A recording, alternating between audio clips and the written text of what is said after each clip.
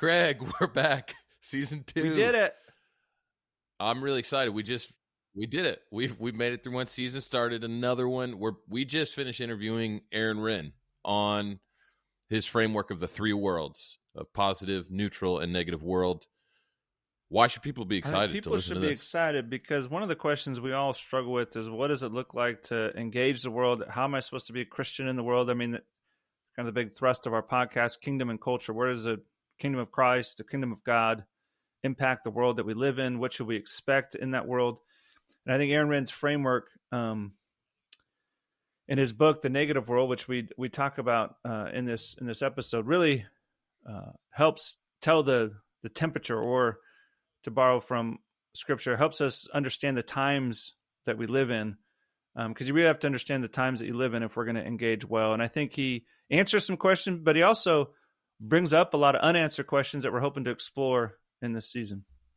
Right. I think that's exactly right. And that's why I'm excited about this kind of being the foundational episode of the season that frames the rest, of the season that frames the rest of the conversation that we're going to have this season about what do we do in a culture that is actively that hates us. Hostile. Yeah. What do you do in a culture that hates you? And that actually requires something different of us than being in a culture that's friendly or even exalts Christianity. So I think, really helpful conversation. And without further ado, let's get into it.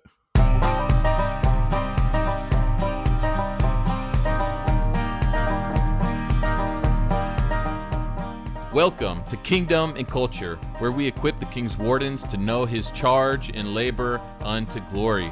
I'm David, and with me as always is my co-host Craig. And we interview thinkers and theologians from around the world to explore the themes of faith, culture, and the lordship of Christ.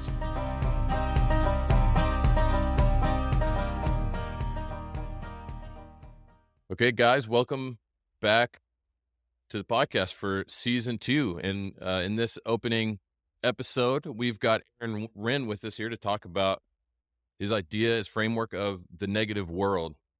And we're really excited for that. So, will you just introduce yourself real quick, and then we'll kind of expand on this idea of Sure. negative world. I'm Aaron Wren. I'm a writer and consultant in Indianapolis. I'm a senior fellow at American Reformer, and I'm the author of the book Life in the Negative World, Confronting Challenges in an Anti-Christian Culture, which is where I lay out this framework that you talked about and we'll be talking about today. I believe that's the book we're going to be talking about, so you can all buy it.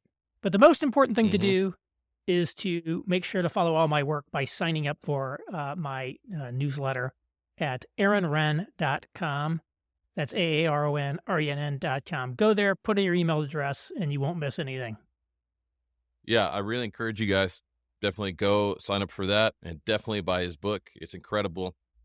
And I actually think it helps clarify thinking about our current time. So with that, let's get into this. Your book came out fairly recently, but I know you had an article that came out before that sort of started the conversation. I know I've even heard you talk before about at some place about how you started coming up with the idea around 2014 or something like that. And so could you kind of get into just what is the negative world and how you started coming up with this idea? Sure. So again, it was back in 2014, and a friend of mine who'd been involved in creating this series of Christian short films invited me to go see a screening of them at a Christian college near where I lived. So I went there, and I got to be honest, I was a little nervous. You know, your friend makes a film, you're like, probably going to be amateur, or what am I going to tell him when he asks me what I think about it?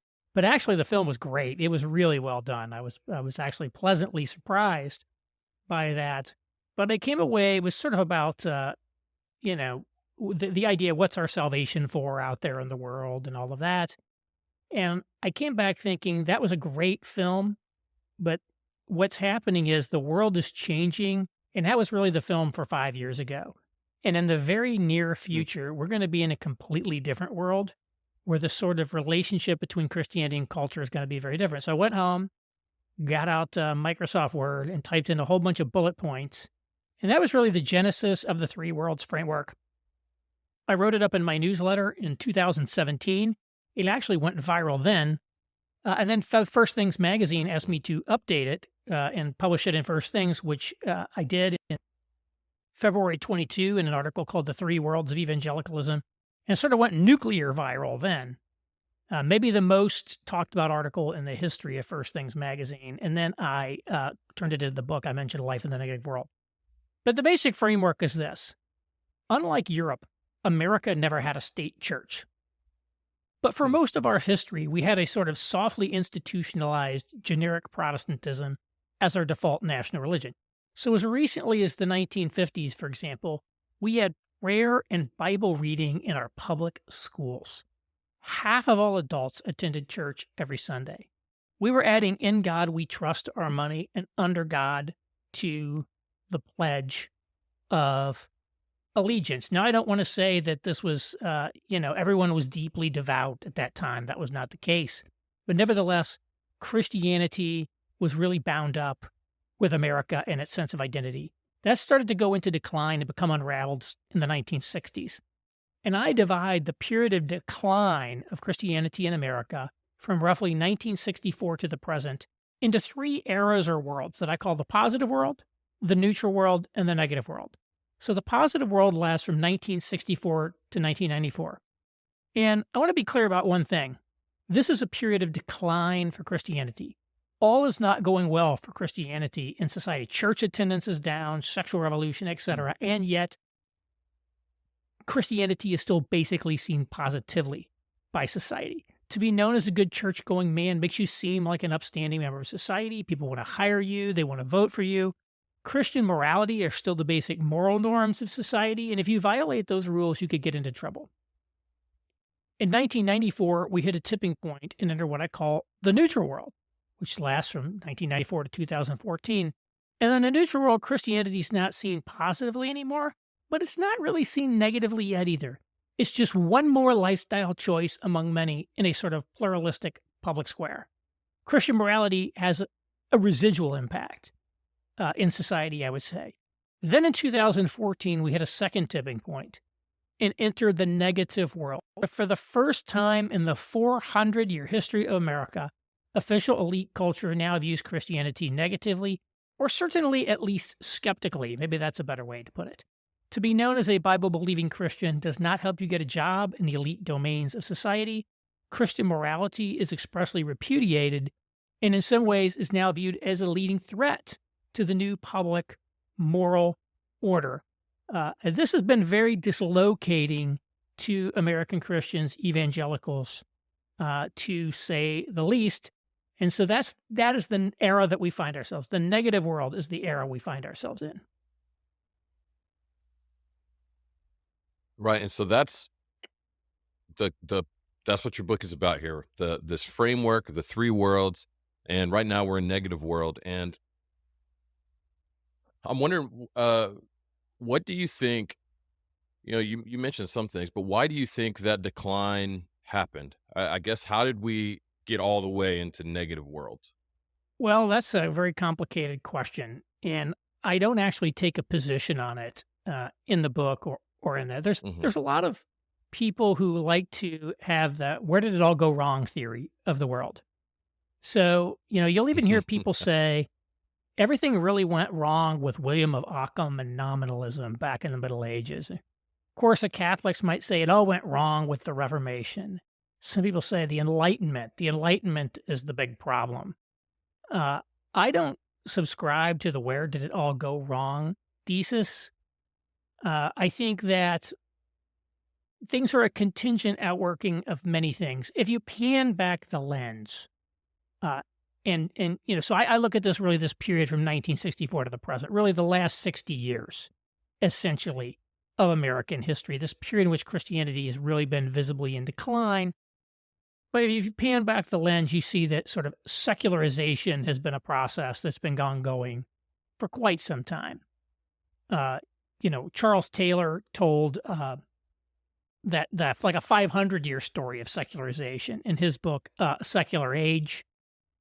You could think about all these things like, the higher criticism of the scriptures starting in the 19th century in Germany, the emergence of Darwinism, urbanization, industrialization. many things that sort of disrupted traditional belief systems, religious and otherwise, that seemed to promise an era of essentially humans creating utopia on Earth through science and technology. I mean, when you think about what it must have been like to go from like no electricity to electricity, to running water and refrigeration, to Right. the automobile, to the railroad, the airplane, so many things going on. It was just very complicated. I would say one thing that was really a challenge in America was the demographic change that came out of the big immigration waves of the late 19th and early 20th centuries. So if you go back to, again, the dawn of the United States, in the colonial era, and then even, 1790, like our first census, America was a 98% Protestant country. And Hmm. it was actually like significant majority British for a very long time. And so demographic change from these ways of immigration brought in people from different ethnic backgrounds, different religious backgrounds. That's me. My family is from Catholic peasant stock on both sides of my family, and I probably have some English ancestry in there somewhere, but I'm predominantly German and Sicilian. And, by the 1950s, we had sort of migrated away from what I called the generic Protestantism over to, you might say, a generic Judeo-Christianity. So whenever you hear something like Judeo-Christian culture, what you're really hearing is the way that we sort of reconceptualized America in the wake of World War II as, one, these immigrants and their children fought in World War II. And like, okay, great. These people sort of, they paid their dues. They bought their way in. They showed they were loyal Americans. We have to treat them as like fully American, authentically American. We can't just have this sort of Anglo-Protestant sort of standoffishness anymore. And then, of course, Hitler and all of that, people are like, well, yeah, that's pretty bad. And we never want anything like that to happen again. So we certainly can't have any sort of ethnic divisions of the type that might do it. So that came along. And so we sort of like refactored America a little bit. But in the process, that probably did decenter, the traditional Protestant Christianity, I think, from the country. A little bit. They used to talk about in that era the WASP establishment, the white Anglo-Saxon Protestant establishment. So as late as the 1950s, America was sort of dominated by a hegemonic upper class. They were not all Anglo-Saxon. Some of them were German. Some of them were Dutch or whatever, but they were basically Protestant. And they dominated all the institutions of society. They were the presidents, they were the CEOs of corporations, they were the heads of universities, the heads of foundations, things of that nature. And they still had a sort of, ethnic conception of themselves a little bit. They tended to be liberal Protestants. They weren't necessarily devout. But again, famously in that era, they, would blackball Jews from joining country clubs and things like that. And so that was just really, in sort of post-war America, a little bit untenable as that. And so, at the same time, however, that a dissolving of that sort of community structure, I think did, in a sense, kind of undermine a little bit the kind of the religion in America. I mean, that was part of the, some of the objectors to prayer in school were Catholics because they thought it was the prayers are too Protestant. The King James Bible is too Protestant. It wasn't the Freedom from Religion Foundation, that attacked. Why do all these Catholic parochial schools exist? They existed, in part because the schools of America, American culture was perceived as very Protestant, and in order to have essentially, to live authentically as faithful Catholics in America, like we have to have our own schools, we have to have our own fraternal societies. We have to have our own universities. We have to have our own infrastructure. And America, pre-war America, was a very anti-Catholic country. And it's hard to think today where sort of Catholicism is viewed as the high status option. You got people like J.D. Vance, Right. you're from kind of evangelical peasant stock, and if you move up in society, you become Catholic, and a lot of sort of elites convert to Mm. Catholicism. 100 years ago, Catholicism was the low status option, and it was viewed as sort of backwards, superstitious. There's a famous papal document from the late 19th century called the Syllabus of Errors. It basically is a complete rejection of modernity. And, so it's hard for us to relate to how Catholicism was perceived at that time. And so I do think, I guess the net of it is I do think demographic change in America played a role in sort of, undermining that soft institutionalization of that generic Protestantism that I'm at. But it was certainly much bigger than that. Again, science, secularization, coming out of the Industrial Revolution, the scientific revolutions, et cetera, played a big role. That's awesome. I mean, that's wild. It's kind of wild how in relatively short amount of time so much can change. I guess one of my questions is, so now we find ourselves in the negative world, and I was talking to some friends of mine who I got to read this book, and they work in state. We're in Washington State. They work in the state and various different factors, and they read I think it's 2014 is when you said the negative world came to pass or whatever. Yeah, Was that yes. 2014? Is that right? And they looked at each other and said, "Yeah, we definitely feel that." And I think depending on probably the sphere of the world that you work, you probably feel that in different ways. But so we're in this negative world. I guess as you point this out, what is your kind of hope in pointing out this new world that we live in? What are you hoping that it does to the church to point out that, hey, you're in a negative world, not in a neutral or positive? Sure. One of the things I point out in the book is that the main strategies that evangelicals have used to do church and engage with the culture were shaped by the cultural particularities of the positive and the neutral worlds. So I identify three major strategies, two from the Mhm. positive world, one from the neutral world. From the positive world, we have culture war and seeker sensitivity. And in the neutral world, we have cultural engagement.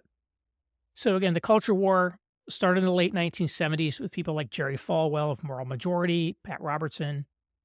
It became the religious right as we know. It's like we see the country going the wrong direction, and we want to mobilize to fight back politically to take back the country.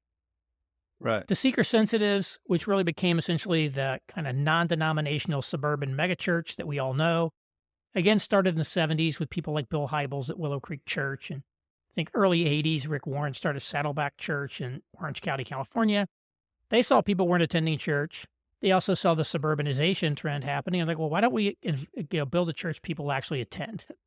So, Right. it's like, oh, let's get rid of all the stodgy hymns and choir robes, and let's have sort of topical therapeutic sermons, contemporary music, all of that. Right. But even the phrase seeker sensitive, I think, is very positive world because it assumes lots of people are seeking. Right. You know, That they want to go to church. that they kind of know at some level they should be going to church. Then in the Right. neutral world, we saw the engagement of a third strategy called cultural engagement, created by people like Tim Keller at Redeemer Presbyterian Church in New York. I think it can view it one of two ways. It's either a seeker sensitivity for the cities that responded to the new sort of urban renaissance that happened under people like Mayor Giuliani in New York. You could also think of it as the opposite of the culture war. Rather than fighting with people all the time, they're like, why don't we take advantage of this pluralistic public square of the neutral world to have conversations with people? There was a movement called the emerging church that got going in the Mhm. 90s, big in the 90s. And a lot of people called it the emerging church conversation. And that was the idea. Let's all get together in a bar and just have these, candid, open, non-judgmental conversations. Something like that, again, is not going to happen today. So what's my goal with the book? Number one, it is to equip Christian leaders with the tools and frameworks to help them make sense of the world that we're in. And secondly, it's to help them then construct strategies that are going to be more appropriate to and work in this new negative world environment. In contrast with what has been happening to date, which is primarily doubling down on those three other strategies. Right. All of these are still with us. So as we went from, the positive world came around, we had strategies here. Neutral world, we had strategies. Negative world, we haven't really had any strategies. The one strategy that's been put forward is Rod Dreher's Benedict option, which Yeah, I was going to ask you about that. it was laid out in his book in 2017. And, Rod is Eastern Orthodox. He's formerly Catholic. He'd be the first person to tell you he doesn't know anything about evangelicalism. And so I think he sort of like underestimated the extent to which monastic imagery was not going to play in the evangelical church and things like that. But nevertheless, evangelicals basically rejected the Benedict option. And I think it was because they were in denial at the time. So I think there was, until relatively recently, a sense of denial over the idea of being in a negative world. I got some pushback from my First Things article that people were like, "Oh, it's not really a negative world." Variations of that, people arguing against that. Typically they'd say, "Oh, it's always been a negative world for Christians." By the time the book came out this year, I got very little pushback on that. In fact, I got very good reviews. I mean, surprisingly good reviews from the book, which I thought was good. And which, I tried to write it to be not so partisan in the sense of not political partisanship, but partisanship among those three different which I actually felt. I actually thought you were very fair. And that's one of the things I appreciated about it is I think even if you're part of that party, you can accept the critique that you gave to them, because it's not even, you weren't even saying that those strategies were wrong necessarily.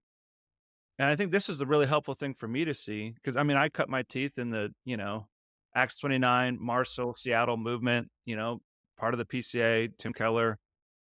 I cut my teeth in that transformationism movement. And it wasn't like you were saying that those are wrong or bad. What you're saying is, in our current day and age, it might not be the most appropriate way to try to engage the world and bring a gospel renewal, Right. which I think is really important. And so it's like, and this is where I was thinking about the Benedict option. I haven't read the book. I'm familiar with the concepts, but I think one of the critiques is like of it that's maybe unfair. It is the idea that you're just going to go and run away and build your own little, cities to yourself. And I think that there's probably ways to adapt it to even some of the things you said, to where it's like, no, we're still living, like we live in this town called Yakima, Washington. We still live in Yakima, Washington, but instead of trying to transform the public school board from within, we're going to build our own schools that hopefully transform it from that way and build kind of countercultural institutions. And that's kind of the stuff that you're trying to create, like the creativity to try to think in that way. Is that right? Yes, exactly. And I'm gratified that you thought I was fair. I tried to be equal opportunity critic, and I worked at that. Let me say I could tell. At least I could. I could be wrong though. So don't. Yeah. And so what I want is to say, look, let's not just double down on the past. And by the way, that doesn't mean we need to throw away every single thing that came out of the past. If you guys came out of the cultural engager part of it, I think the cultural engagers, we're much more attuned to the importance of vocation, much more attuned to the importance of the life of the mind or the arts or things like that. And those are all good things. The question is, how do we create strategies or update strategies for the negative world? And so and you mentioned, Rod, I think a lot of people misinterpreted Rod's book. He wasn't necessarily saying head for the hills. But here's how I would sum it up. You can't give somebody something you don't have yourself. And therefore we need to be, when it was the 1950s and sort of American culture sort of reinforced Christian morality and all of that, you didn't need to worry about, for example, what your kids were being taught in school as much. Not saying it was even necessarily great then, but it was a little different. Well, today, I think, again, I mentioned earlier 20th century Catholicism, I think we need to go back and learn from people like the Catholics of the early 20th century who found themselves in this deeply Protestant country. And they're like, okay, how do we live as faithful Catholics and flourish in this place? And now this is what's psychologically difficult for evangelicals. America has been so Protestant for so long. We have been so used to thinking of ourselves as the mainstream, as the sort of the moral majority, if you will. And the idea is the left is really a collection of tenured radicals. It's not really the people There's always a sense of it's like this narrow stratum of activists. And there's various ways that has been talked about, such as the idea of the new class that the neoconservatives would talk about. But I think the reality is what the face is like, actually, actually a lot of that stuff's actually kind of now mainstream. And not all of it's mainstream, but a lot of it is. I think, for example, I think it's pretty clear that the public is pro-abortion. It's very clear. I think it's clear the public basically wants marijuana to be legal. The public wants gambling to be legal. And so when you live in a country where your preferences are a clear minority preference, you have to take a very different approach. A very different approach in how you think about your own community, and a very different approach to your cultural and political engagement. And so I'm not here to tell exactly what to do, but I come from a consulting background. I was a management consultant for a long time, and I think there's this kind of idea that people have that consultants tell you what to do. They typically don't. They typically, collect data, give you frameworks. They give you tools to understand the market and make your own decisions. And so, in fact, when I worked there, it's like never actually give the client the answer in the presentation. Give them options. You give them options. Here's things we could do.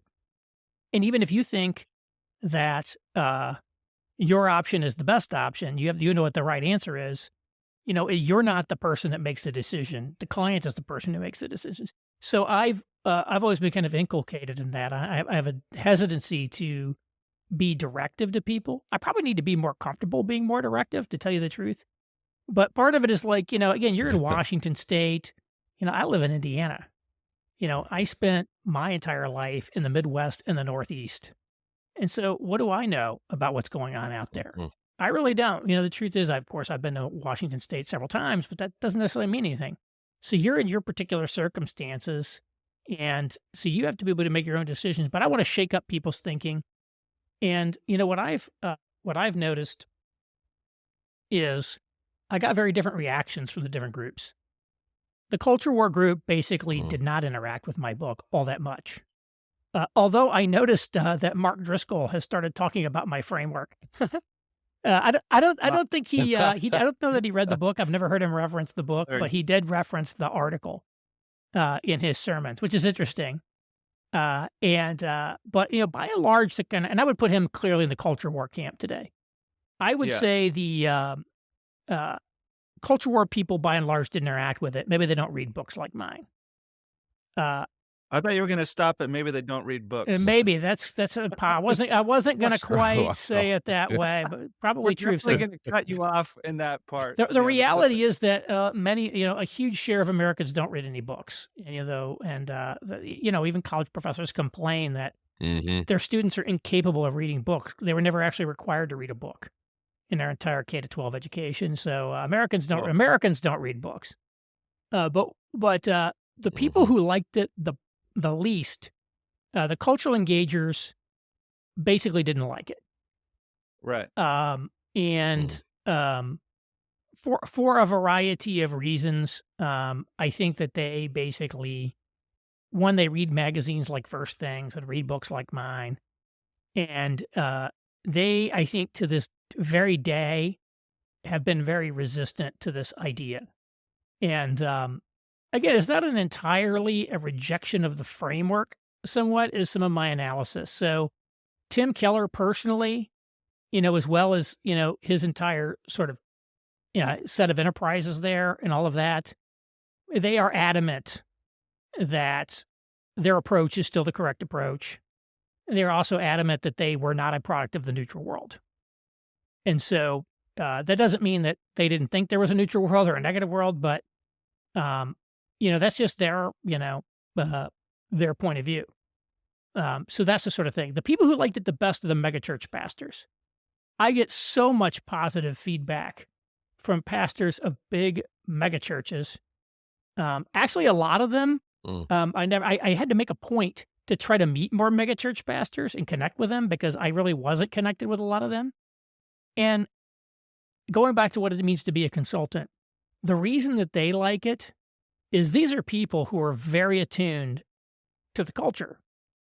because like being kind of relevant to the culture is a big part of their model. Yeah, that's their thing. Yeah. And these are people who already saw everything that I identified.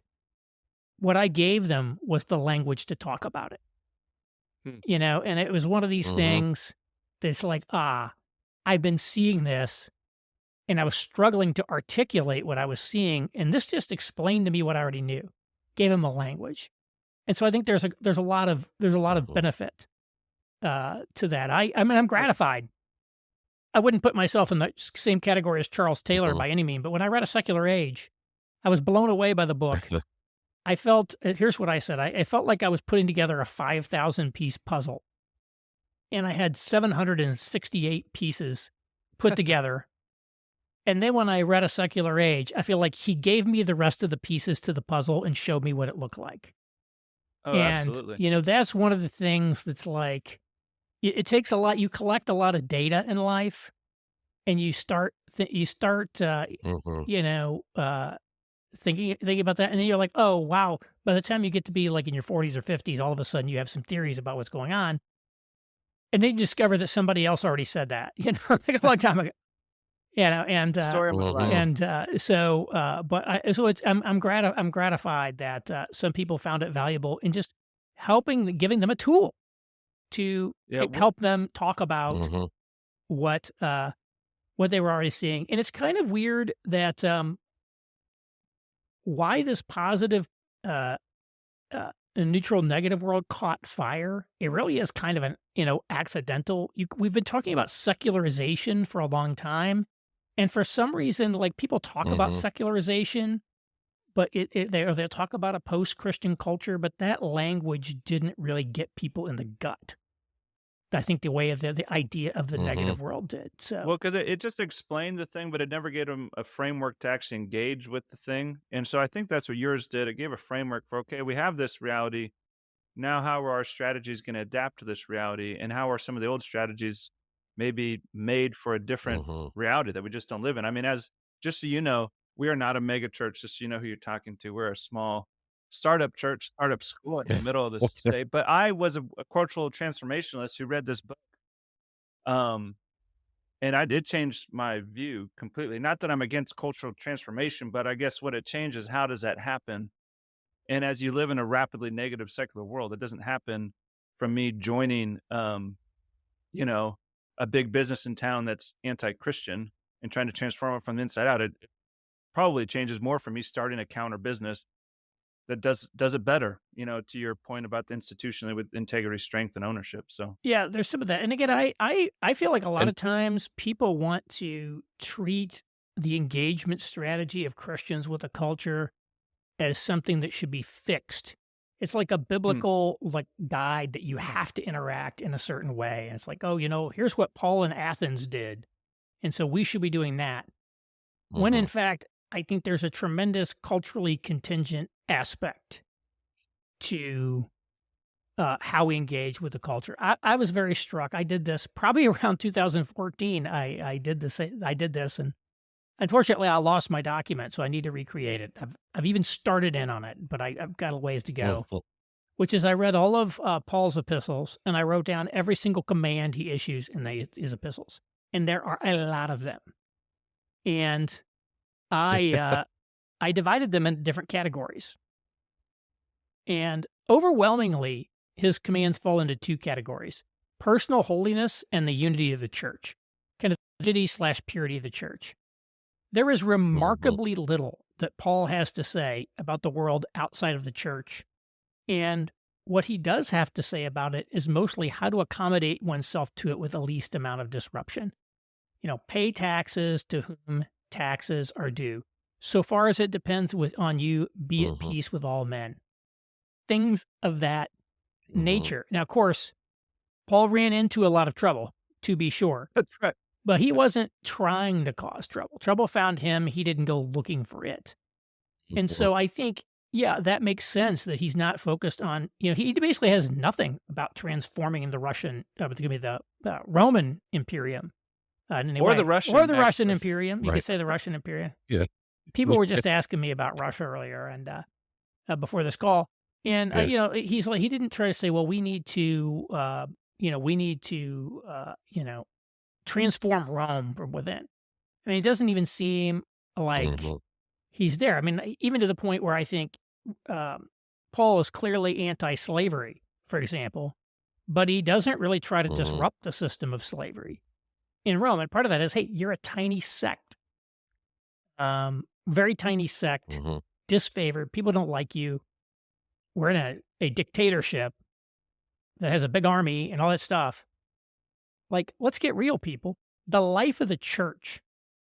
He's almost got this line in First Corinthians. When he's talking about this crazy thing where this guy thinks sleeping with his mother-in-law or something like that. He's like, those who are outside God hmm judges, you deal with this problem you got in the church. And so you see that. But then by the hmm time you get to the 300s and you're in kind of Constantinian Rome, all of a sudden things are different. Rome is Christianized. It's now sort of tolerated. And there's much more scope for transformation to occur. And so, slavery, withers away in the Christian West. Now, I think there's a dramatic overestimation of Christianity eliminating slavery in Rome. In Eastern Rome and inside Constantinople, they never abolished slavery. It was legal until it was conquered by the Ottomans, although it was certainly the conditions of slavery were greatly ameliorated. Parts of Western Europe had slavery, I think, as late as the 1300s. So there was still a lot of slavery in Europe in the Middle Ages.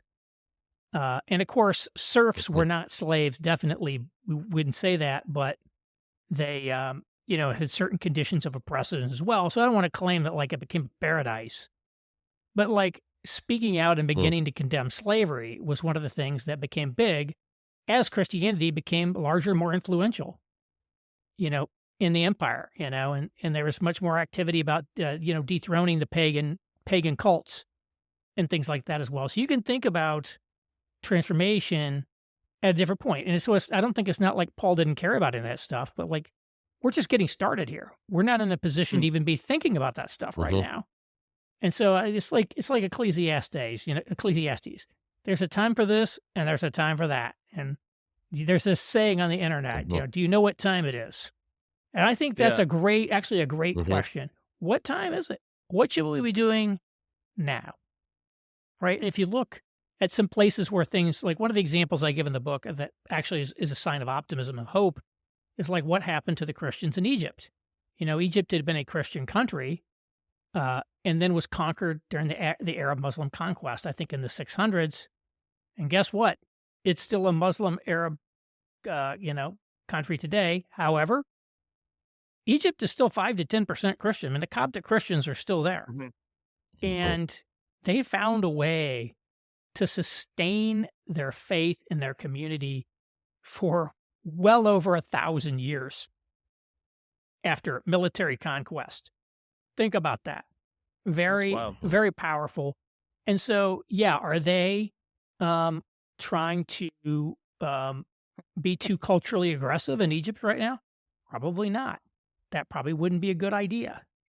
Yeah, they're not running for office. Right. Well, whereas in Africa, one of the things you see in Africa is that Christians are becoming more culturally assertive because Christianity is a growing religion, growing in influence in many of these areas. Right. They have the foundation for it. So they've got much more cultural assertiveness in their country. And so I think you just have to look at the conditions in which you find yourself and think about that. For example, and again, I think there are things like God's moral law that never change. How you relate to the surrounding culture, I think in part depends on the circumstances. The circumstances of it. If you want to go look in the Bible, you can find anything you want in terms of how to engage culture. You can go find an example from the Old Testament or whatever and do it. So I don't think there's like a complete one size fits all model on that. Well, and I think that's great because that's kind of what your book does is helps us answer that what time is it question and actually gives us at least a broad scope for there's at least 3 different types of worlds you could be in, 3 different types of cultural contexts at least that you could be in, and, you were talking about how you tried to avoid that directive, "All right, here's what world we're in, now here's what you have to do because of that," but you did give some principles, some biblical principles for individuals and institutions, that in your book that you find helpful, and so, how did you develop those? Why do you think those are important for the negative world right now? And maybe a follow-up question is, okay, it's a negative world, for the Christian. I wake up tomorrow and some of these principles that you have in your book. What is the goal of our interaction with culture, of our cultural labors, if you can call it right now in negative world? If we were to say something was a success, what is success? How do we define success in our efforts? Yeah, great questions. First off, I wouldn't say I give too much of the way of biblical principles. I make very clear in the book that I am not a pastor or theologian. I'm basically a cultural critic slash journalist. And so there's really only Sure. one chapter where I make a lot of biblical arguments. And it's the chapter where I say that we need to be all in on our faith, which hopefully is uncontroversial. Uh, Hmm. and Yeah, but I, amen. I think that one of the problems evangelicalism has is it's kind of very clericalist in the sense that, the pastors are supposed to have the, um, sort of the answer for everything. They're supposed to be the all purpose experts on all things culture. It's like, so how should you, engage at your job? Well, we'll ask your pastor, for that. And and maybe there is something biblical to this. I don't hold to that point of view. I feel like Protestantism, part of what it is this idea that, lay vocations are equally spiritual in some sense, and the priesthood of all believers. And it's not realistic to expect that pastors are going to be the expert in everything. They are the word and sacrament people. They are not the Christian businessman people or the Christian politics people. We need to have Christian politicians. And that's not to say that there aren't that, the purpose of government, for example, in the Bible, you could give biblical principles on that. But like, what does a successful Christian gubernatorial administration look like at the state level? I don't think that's something that you can look for the answer to that in the Bible. And I think modern evangelicalism is very, the word you would say is biblicist, I think is the term du jour. Yeah. And the Yeah. idea is it sort of posits this, it kind of divides the world into sort of two sorts of knowledge. There's sort of things in the Bible, which are the only source of actual truth. And then there's everything else is sort of cultural truth. It's culturally relative. And maybe some, hard science theories like physics would be in there. But you see this, for example, in Tim Keller's treatment of gender. His basic view is the only statements we can make about gender are these handful of statements in the Bible about the husband as the head of the home and everything. Everything else is completely culturally Mhm. contingent, and therefore, in effect, we might as well go along with what the world says on these topics because that's our culture. When in fact, I think there are many, many forms of truth that are not contained in the Bible, and the way that the sexes interact with each other, sort of intersexual dynamics, are a big part of that. And I don't think that, in terms of human behavior, there's never like the laws of physics, but I actually think there are some things, you can know or kind of have general rules about, differences between men and women, which show up through, the psychology literature. One of the things that made Jordan Peterson famous, there were really two things that made him famous. One was his statement that he would not comply with the proposed Canadian pronoun law. The second was Mhm. that he went on this in a TV show in the UK, big network channel called Channel 4, and was subjected to a 30-minute hostile interview by this female presenter, a very feminist, who criticized him. And he just held his ground. He's like, look, Mhm. men and women are different. And there's one of the so-called big five personality traits called agreeableness. on average, women are more agreeable than men. Men are more disagreeable. That has certain implications in the world. So being willing to make a statement like women are more agreeable than men on average. Like I think your average pastor is not going to make a statement like that because they can't proof text it to the Bible. And so that's one reason I actually got interested in writing about Christian issues through the lens of gender because I saw young men turning to all these online influencers but they're not going to the church. And, a decade ago when I started, like Jordan Peterson wasn't even around, basically. And that was hard to explain, like what's going on, because nobody ever heard of these people. Well, now you look, millions of people following Peterson, millions of people following Rogan, millions of people following even more dubious people like Andrew Tate. There's tons and tons of these guys. And why are they turning to them instead of the church? Because these guys are actually telling you the news you need to know as a man to navigate the world and dating relationships. You're not getting that from the church. They're not really giving you like the straight dope on reality. And it's like, and I do a whole chapter on gender in the book. This is actually book related. Yeah. And so like I always use this as an example because it's so crystal clear and clear cut. It's one of the most widely established facts in social science that women initiate the vast majority of divorces. Roughly 70% of divorces are initiated by women. So put aside for a minute why they're divorcing their husbands. We won't even talk about that. But the mere fact that 70% of divorces are initiated by women, I would think the average young man is going to consider that a relevant fact. And yet, I have never once heard a pastor give that statistic in a sermons on marriage, books on marriage. And in fact, a feminist scholar named Valerie Hobbs did a linguistic analysis of a significant number of conservative evangelical sermons on marriage. And her conclusion was that contrary to reality, male preaching on divorce is treated as if it's a male-initiated action, almost invariably. So you basically have these people who are completely at odds with reality. And so who divorces whom? You're really not going to get that out of the Bible. It doesn't, so I feel like the deeply biblicist view of the world is incredibly handicapping evangelicalism.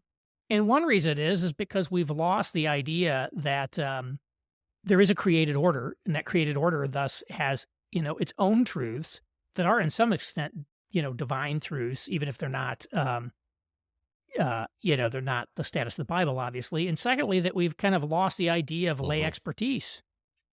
And, if you want to understand secularization, you call up the Catholic philosopher Charles Taylor. You don't call up the pastor. So I feel like there's a sense in which this reliance on pastors to be general purpose authorities on everything, this biblicist approach has essentially deeply hobbled evangelicalism's ability to adapt and engage. And so I think that's something that we need to do. And so I do think it's going to be, what does successful engagement look like, is going to be domain specific. It's going to be, there. I mean, I would say, one of the examples I think of a great success in the book is a company actually out of Washington State called Maddox Industrial Transformer. That this guy, Camden Spiller, he started it, and it's been on the Inc. 5000, a list of fastest growing companies in America for at least 4 years. Maybe they've added another winner since that. And wow, this business has been very successful business because he knows that market inside and out, the heavy industrial transformer business. And what's he doing? He's hiring people and helping them build a life by being a high quality employer. He's creating profits that can be reinvested back into their Christian community, back into the economy. And so it's really becoming a kind of a tentpole enterprise, for their community down there in Battleground. And so you start looking at something like that, to me, like that's a successful form of engagement in the business world. And that's not to say that every single person will do exactly that. But there's an example of a guy who's a Christian and he's a businessman, and he's deploying his Christian faith, his knowledge of the Bible, his shaping through, being, a faithful church member, prayer, reading the word. He's applying that to his business acumen, expertise in creating, a great business. Mhm. And so, No, example, that was an inspiring part of the book. Partly because I know him. He's part of our Presbyterian. He serves in the Presbyterian. So that was kind of fun to hear that story. And he doesn't talk about that, so I didn't even know that about him. yeah, What other places have you seen? I mean, one of the things I think I appreciated when towards the end of the book, you talk about how you don't intend this to be the one-stop shop, but to kind of the start of the conversation for other people to expand on it and apply it. Have you seen anybody since you've written this, apply this and these principles uniquely and built anything cool? uh, I have not seen anybody that I would directly say, because of what I did, they are like doing something cool. I have come But across, but because of what God did through you. yeah. But like, I mean, I meet people who've started different companies, but not because Right. they were inspired by anything that I wrote. That's what I'm saying. Now, I do Okay. think, Mhm. I do think that the idea of, I used, one of the examples I use in the book, uh, is the Moscow, Idaho community, Yeah. because, the controversies around Doug Wilson. Uh, I was really unfamiliar with him. I'd heard of Doug Wilson, even as far back as maybe 2012, and I just totally dismissed him because I'm like, this Mhm. guy lives in Idaho, Moscow, Idaho. He's probably holed up in some survivalist compound, and I, you That's know, I exactly how he is. I live in the real world here, on the East Coast, so I'm not really interested in what Yeah. somebody out there says about what I ought to be doing. Of course, I discover later that's actually the state college town of Moscow. It's a very blue dot. It's culturally sophisticated in a lot of ways, and I think the controversies around him, have disguised the extent to which they actually did, not as a result of conscious strategy, but build a model around ownership of economic opportunity. They own their own coffee shops, restaurants. They own a lot of property on Main Street, so they've really built. Mm. A very powerful presence that's not easy to disrupt in a community that doesn't like them very much. Now, again, there's things that I think I would put them in. I want to be very clear. I put them in the culture war camp. I Mhm. would not call them a negative Mhm. world, although they have elements that I think are at work in a negative world. I think it's still built on a culture war model, and that had some negative ramifications for them. I mean, they really got sideways with a town, and I'm not sure that that's not gonna be Mhm. a breach that's gonna be easy for them to repair. Um, but I think their idea of, we actually not only have the coffee shops in town, but we have the best coffee shop. We have the best burger, Mhm. brew pub. Right. We've got, these things, and so they don't actually brew their own beer. It's like a gastro pub, I guess you'd say. And, they're really, Mm. so I think there's a lot there, that they did, and so I see people like that. People who are owners of major businesses and things like that, focusing on real estate, uh, different things. And again, Mhm. I would hate for anyone to read these stories and think I want to do that, because it's not about necessarily Right. doing that, but those can be inspirations for what can be done. Uh, what might you do in your own community? There, for example, I live in suburban Indianapolis today. And, this is the proverbial kind of traditionally Republican suburb that's kind of becoming Democrat. It's very chamber of commerce. Lots of Fortune 500 executive type people live here. And, so it's culturally moderate. There's, lots of people go to church, very Christian friendly, but, sort of also, somewhat DEI compliant a little bit, you might say, and, in line with the Mm. sort of the new sort of moderate ethos, moderately, liberal social ethos. And so, what's interesting is two of the coffee shops in town are both owned by Christians. That I'm like, probably the majority of the Mm. independent coffee house locations here are owned by Christians. But you go into them, you don't necessarily, it's not festooned. It's not a Christian coffee shop. Typically the Christian coffee shop is sort of a ministry of a church. Mhm. And, Mm. often it's kind of low budget and, It's called Hebrews. it's Yeah. something like that. Yeah. And you come into these places and like, wow, this is like top quality micro roaster coffee, great modern design, no propaganda of any sort in there. And to Not me, even a lion on the wall. Yeah. nothing.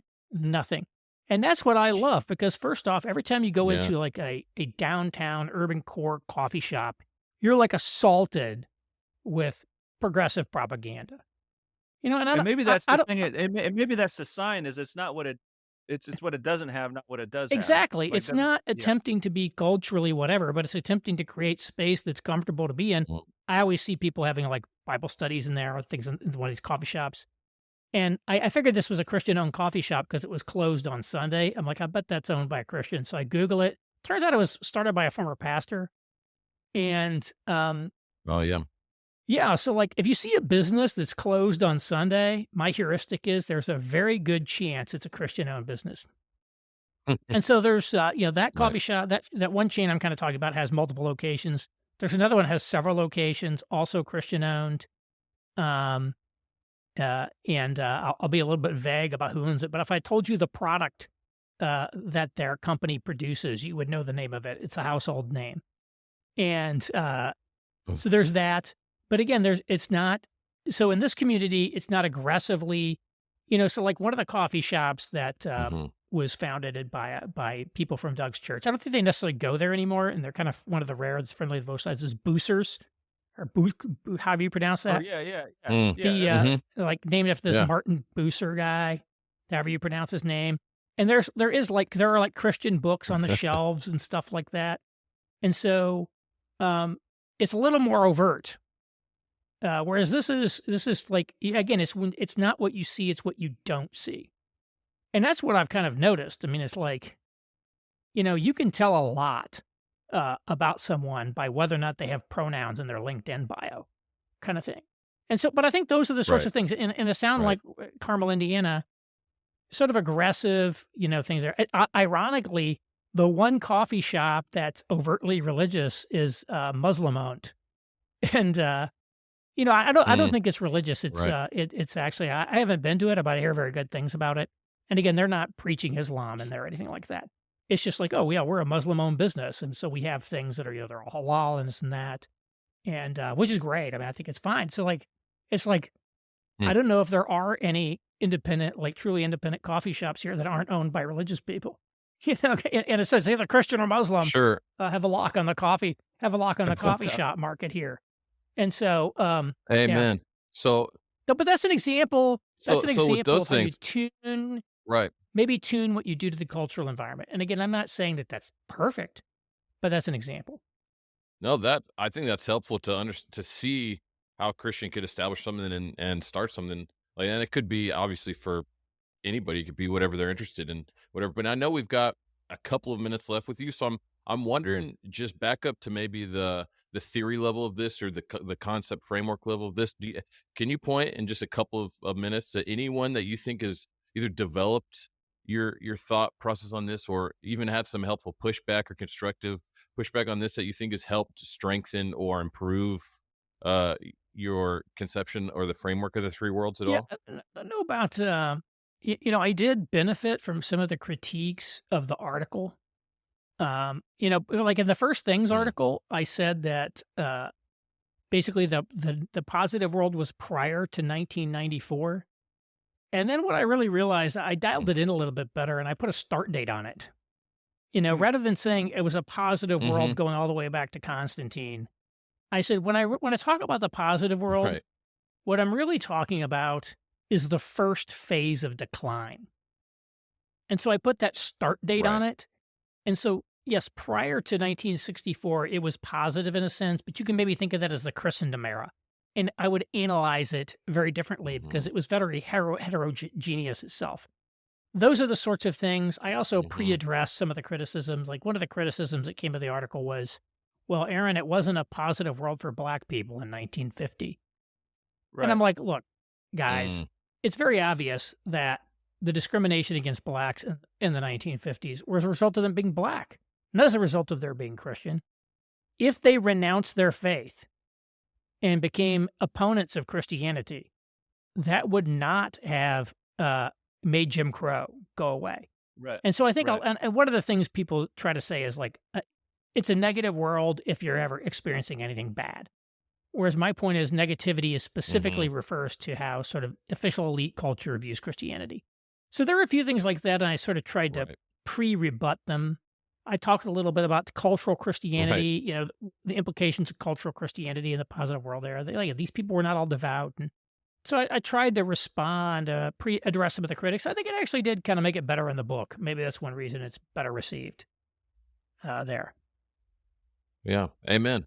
Well, yeah, thanks for getting into some of that. I think it's an excellent book, and I think it's an excellent framework, excellent concept for people to understand. And we got to let you go. So thank you so much for coming on to our podcast, taking the time.